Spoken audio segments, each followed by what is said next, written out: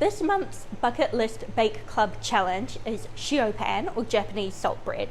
I've done a bit of a fusion version and mixed it with a cardamom bun. So inside it's a piece of butter that gets baked in, and that melts in the oven and gives you this beautiful crispy base on the bottom of your Shio pan.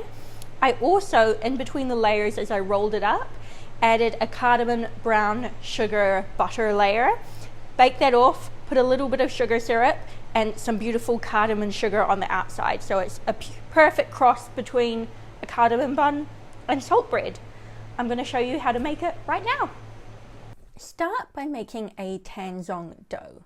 What that means is we're going to cook out some of the flour. So we take a small portion of the flour and cook it with some water. This is going to gelatinize the starch in the flour. Basically, it means that this little bit of flour is going to be able to absorb more liquid than normal flour, and it means we're going to have a softer dough without it being as sticky. It's still going to be quite a sticky dough, but it means our buns are going to be really nice and soft. It also increases the shelf life of our dough, so they last better for longer when you use a tanzong. It's just cooking the flour and the water over a low heat, whisking it constantly until it turns into this thick, gloopy, almost paste-like consistency. It looks really weird, but it's definitely worth the little bit of extra effort. Once you have your tanzong, you're going to pop that into a bowl with your milk, vanilla bean paste and sugar and give it a good mix around. It will look really lumpy, but you don't need to worry about it. To that, I'm going to add a whole egg and give that a good whisk, and then I'm going to add my yeast. The egg mixed in with the milk and sugar will have cooled the tanzong down enough that we can add the yeast without worrying about killing it. I always use instant yeast because you can just add it in like that. You don't need to activate it in any way. To that, I'm going to add my flour and my salt and give it a little bit of a mix with the spatula before beginning to knead it by hand. Once I have a bit of a dough ball, I tip it onto the bench and begin to knead it properly. To start with, I'm just folding the dough over itself so it can start to hydrate and get all that flour mixed in there. As the dough gets stickier and becomes harder to handle, I'm going to do the slap and fold method. So what this is pulling the dough away from the bench with one hand, literally slapping it down and folding it in half over itself, picking it up and repeating that process over and over again. This is a really good kneading technique for a sticky dough because it doesn't stick as much as if you're trying to knead it with your whole hand, and it's quite a quick process. So in total I kneaded it for honestly less than 5 minutes. You can also knead this dough in the stand mixer with a dough hook. What we're looking for is we're looking for a nice smooth dough. It should still be reasonably sticky, but it will be slightly easier to work with than when we first started, and you can feel the tension in the dough from the gluten that has developed. I like to then shape my dough into a bit of a ball. I'm going to pop that in the bowl that I mixed it in and cover it with a tea towel. I'm going to spray a bit of spray oil on there first, which will stop the dough from drying out. And I'm going to leave the dough to double in size. This took about 1.5 to 2 hours at room temperature for me. You can also pop it in the fridge overnight. While my dough is doubling, I'm going to cut my butter into logs to put inside my Shio pan. I like to use salted butter because I think the salt makes things taste better.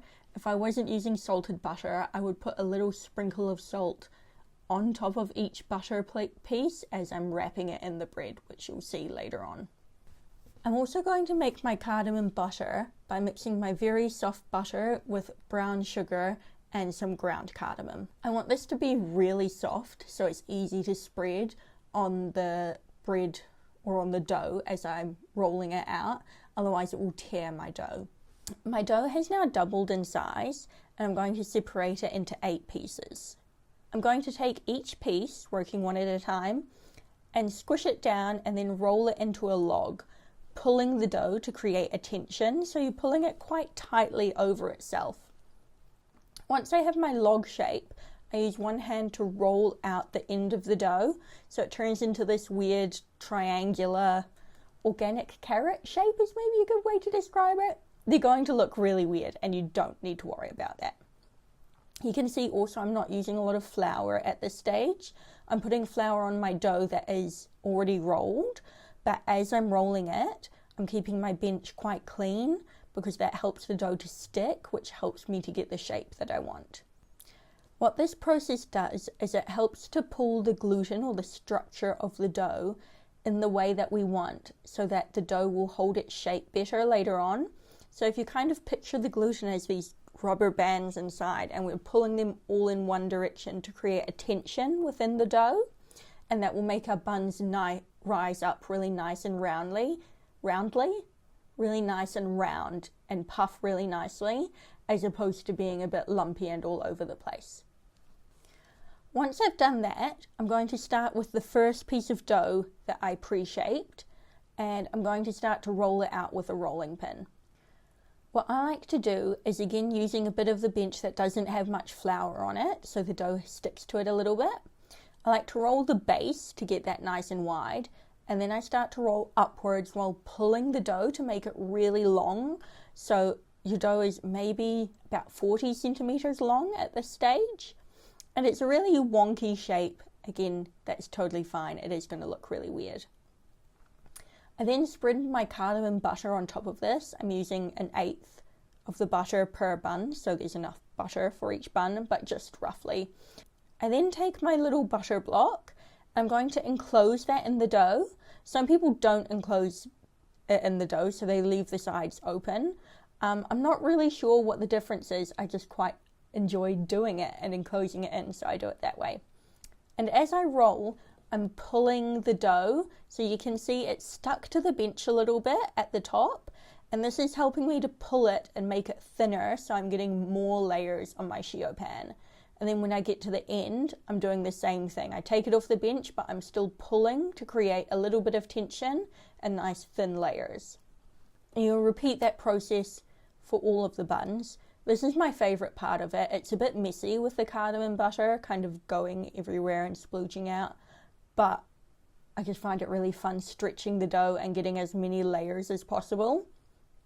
You do want to make sure when you finish rolling your buns and you place them on the tray that the end piece of dough is tucked underneath so that they don't unravel when they bake in the oven. I'm going to leave these again to double in size. At room temperature, this took about 45 minutes to an hour. It will take longer or shorter depending on how warm your room is. It is best to shape them, prove them and bake them immediately. You don't want to shape them and then chill them overnight or for a few hours because they can overprove. So you want to shape them. As soon as they're ready, stick them in the oven. While I wait for my buns to prove, I'm going to make a quick sugar syrup. So just equal quantities, water and sugar and a bit of vanilla bean paste, and bring that to a boil. And in a separate bowl, I'm going to whisk some more sugar and some ground cardamom and a tiny bit of salt together, which I'm going to use both of these to coat my cardamom buns. When your buns are ready, they'll be really nice and fluffy and jiggly, but I find the best way to tell if they're ready is to just press into the dough. And you can see it leaves a slight indent in the dough, and it just feels really light. So these go in the oven for about 15 minutes. When they come out, they're beautifully golden like this. There is butter all over the bottom of the tray, which gives them a really crisp base, so you don't need to worry about it. It is not a flaw. You want to let them cool down fully. You may eat one in that time because they smell so good at this point. And once they're cooled down fully or cooled enough that you can handle them, you're going to brush each bun with the sugar syrup, just lightly, and just on the tops and the sides. You don't need to worry about the bottom. And then toss it in the cardamom sugar, and that will give it the delicious cardamom sugar outside. The sugar syrup just helps the cardamom sugar to stick. Mine did come out in slightly varying shapes, probably because of how much I was stretching my dough to try and get lots of layers, whereas if you stretch it a little bit less, you can have a little bit more consistency with the shaping. But I love the layers. When you pull it apart, it's like eating chimney cake. If you've ever had that before, it's so good. So they're not quite as uniform, but they are absolutely delicious.